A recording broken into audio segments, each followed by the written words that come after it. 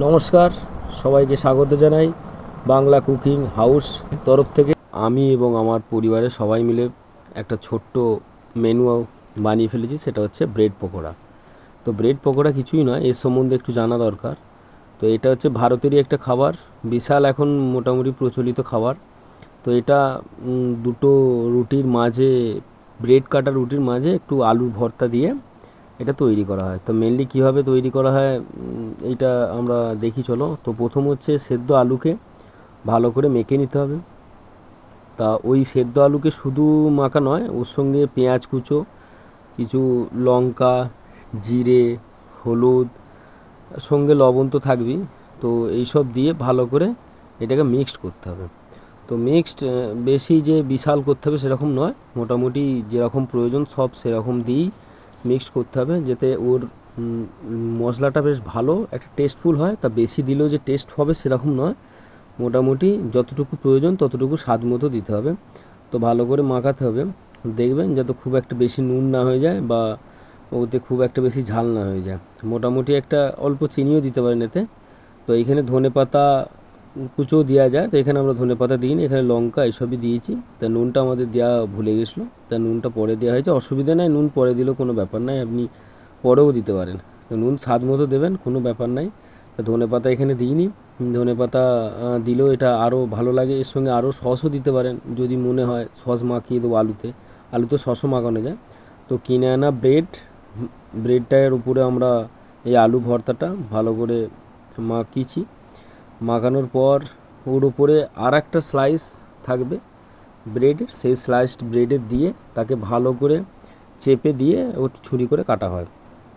তো মেনলি এই যে ব্রেড পকোড়াটা এখন মোটামুটি ভালোই এখন বিক্রি হয় বাজারঘাটে, বিশেষ করে ছোট ছোট স্টলে এটা বেশি প্রচলিত চলে।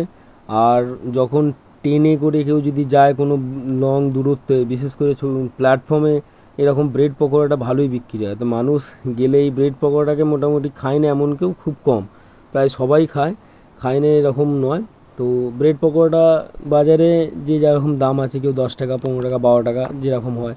স্টেশনে যেন এটা বেশি দাম হয় কেন আমি জানি না, ওর এক্সট্রা কী যে থাকে তাও জানি না। তো আমার মনে হয় স্টেশনে তো অতটা ভালো হয় না। তো এটা আমার ওপিনিয়ন, আমি খেয়ে দেখেছি স্টেশনে খুব একটা অতটা ভালো হয় না। আমার মনে হয় ঘরে ওর থেকে অনেক ভালো তৈরি করা যায়, অনেক ভালো খাওয়া যায়। তো আপনারা চেষ্টা করে দেখবেন ঘরে, আমরা করে দেখেছি। এখানে বাংলার ছেলে একদম ঘরে, ওই জন্যই ঘরে ঘরোয়া পদ্ধতিতে তৈরি করেছি, কোনো কিছু এখানে এক্সট্রা হাবিজাবি দিইনি, সিম্পলভাবে তৈরি করেছি, সিম্পলভাবে সব কিছু। তো এরমভাবে কেটে স্লাইস করে কেটে রাখা ছিল, তো দেখুন ভালো করে। তো তারপর একটা বেসনের একটা মাখা তৈরি করতে হয়, বিশেষ করে বেসনটা এমনভাবে তৈরি করবেন যাতে খুব একটা মোটা না হয়, মোটামুটি পাতলা থাকে, যাতে ওর ব্রেডের ওপরে ওর ময়েশ্চারটা ধরে। তো প্রথমে আমরা একটা পাত্র নিয়েছিলাম, তাতে মোটামুটি ওই 1-1.5 মতো বেসন নিয়ে একটু হলুদ দিয়েছিলাম। তো হলুদটা দেওয়ার কারণ একটাই যে ব্রেডটা একটু কালারফুল হবে। আর লবণ দিয়েছিলাম, এতে লবণ দেওয়া যায়, এখানে জিরে গুঁড়ো দিতে পারেন বা নাও দিতে পারেন, এখানে ধনে পাতাও দেওয়া যায়। ধনে পাতা এখানে আমি দিইনি, আমরা সিম্পলভাবে তৈরি করেছিলাম। আর অনেকে এখন ধনে পাতা দেয়, তো দিইনি। তো পরিমাণ মতো জল দিতে হবে, দিয়ে পাতলা করে গুলতে হবে, মোটামুটি যাতে বিশাল না পাতলা হয়ে যায়। যদি অসুবিধা হয় পরেও জল দিয়ে করা যায়। তো ভালো করে ফাটিয়ে নেবেন যাতে ছোট ছোট দানা না থাকে, বেসনের ওইটি মুশকিল, ছোট ছোট দানা থাকে। তো এমন জল দেবেন না যাতে বিশাল একটা পাতলা ফ্যানের মতো হয়ে যায়। তো মোটামুটি একটা দিতে হবে, মোটামুটি এরকম একটা করতে হবে। এই কোডিংটা উপরেই নির্ভর করছে ব্রেড পকোড়াটা কত সুন্দর হবে। আলুটাও মেন, আলুটা যে এতটাও খারাপ করলে যে ভালো লাগবে সেরকম নয়। তা মোটামুটি করবেন, ঝাল নুন যেরকম লাগবে সেরকম দেবেন। তো এইটা আমাদের তৈরি। আমাদের এরকম গরম একটা ওভেনের উপর প্যান রাখতে হবে, এটা হচ্ছে ননস্টিকের। তো এই যে আমাদের সব কিছু তৈরি। তো এর উপর তেল দেওয়া হয়, তেল গরম। এটা হচ্ছে আমাদের এমনি সয়াবিন অয়েল ছিল, সিম্পল ফরচুনের ছিল। তো তারপর এতে ভালো করে কোটিং লাগিয়ে, যদি তেল গরম হয়ে যায় কি না হয়ে যায় দেখার জন্য অল্প পরিমাণে একটু আপনি দিয়ে দেখতে পারেন।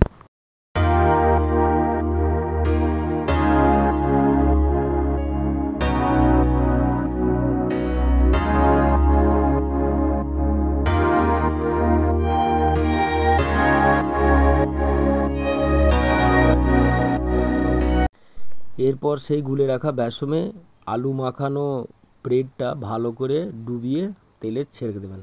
অপেক্ষা করবেন যতক্ষণ না লাল হয় ততক্ষণ তুলবেন না। আর দেখবেন যে খুব একটা হিট আঁচ দেবেন না, তাড়াতাড়ি যাতে লাল হয়ে যায় ভেবে আপনি তাড়াতাড়ি হিট দিয়ে দিলেন, তাহলে ভেতরটা একটু কাঁচা থেকে যাবে। তো মোটামুটি একটা মিডিয়াম টু লোতে দেবেন, দিয়ে ভালো করে ভেজে নেবেন। যেমন প্রয়োজন হবে সেরকম করবেন। অপেক্ষা করবেন যাতে লাল একটু হয়, তারপর ভালো জায়গায় তুলে নেবেন। তোলার পর ওয়েট করবেন খাওয়ার জন্যে। গরমটা একদম মুখে দেবেন না, তাতে ঠোঁট পুড়ে যেতে পারে। তো ওয়েট করুন। সস যদি না থাকে কিনে আনুন, সস কিনে আনুন, কিনে আনার পর দিন ভালো করে লাগান। মোটামুটিভাবে যেমন প্রয়োজন তেমনি সস লাগিয়ে আপনি খেয়ে নেন। এর মাঝখানে স্লাইস মতো কেটে পেঁয়াজ দিয়েও খাওয়া যায়। তো সিম্পল আমার সস দিয়ে খেতেই ভালো লাগে। তো ব্যাস, থ্যাংক ইউ। পারলে সাবস্ক্রাইব করে দিও। ধন্যবাদ।